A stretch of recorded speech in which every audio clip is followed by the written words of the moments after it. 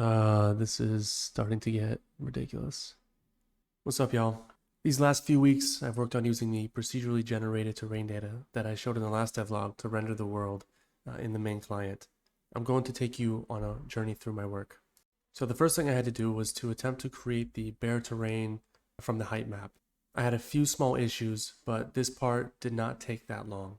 To help debug with that, I created a fly camera. Next was to create a player camera and player movement components. This involved getting terrain height at a specific world location. I made it so the position is also relative to the specific terrain. This will help later when creating larger worlds to connect the terrains. Not sure yet how I will solve the discontinuities between the 1 square kilometer terrains yet, but that problem is for a future me. To find the height at a point in the terrain, I used a similar process of finding a relative position in a grid square in a terrain mesh between vertices. This is a similar idea to part of the Perlin noise algorithm. When that point is found, you can use bilinear interpolation between the heights of the vertices, but I find that using barycentric coordinates has a bit of a better result. Thin Matrix has a nice tutorial showing this. After the camera was working and the player could move, it was time to show the terrain models rendering. I created a few models using a few different tutorials on rocks and trees. Then I used the sampling data to place them at the correct position in the world.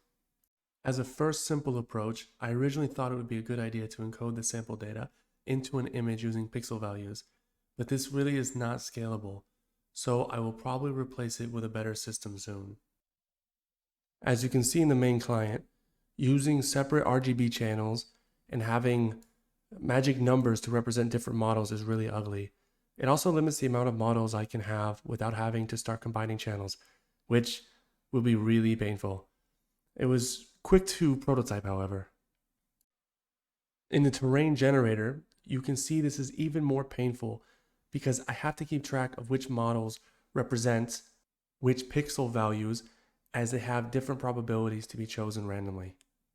Another issue with this design is if we want to rotate the models in game, let's say, and I could choose some randomness to do that, but this will be reset every time the client is initialized. However, in the sampler, I could figure out the orientation and then perhaps encode that into a binary file and then load that in a consistent way.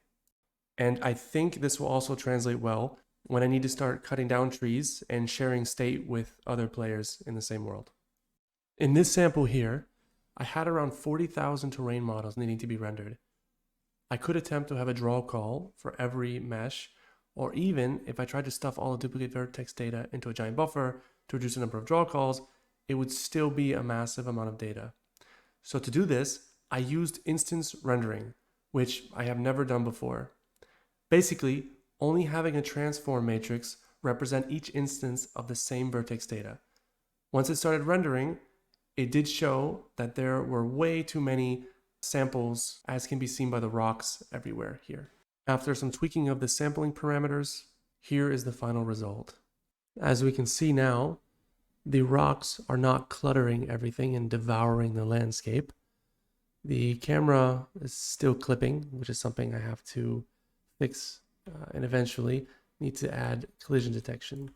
If we run around a little bit, you'll see the rocks look a bit better. There's still no lighting, so things look flat, kind of dull. There is a ton left to do. Next devlog, I will be refactoring and adding some basic lighting and working on some improvements. For example, this camera clipping. Also, before I can start working on networking, I would also like to improve the animations by creating a basic system, a finite state machine, for example. I know this topic runs really deep and I'm excited to dive in. I hope you found this video interesting. Thank you for watching. Take care.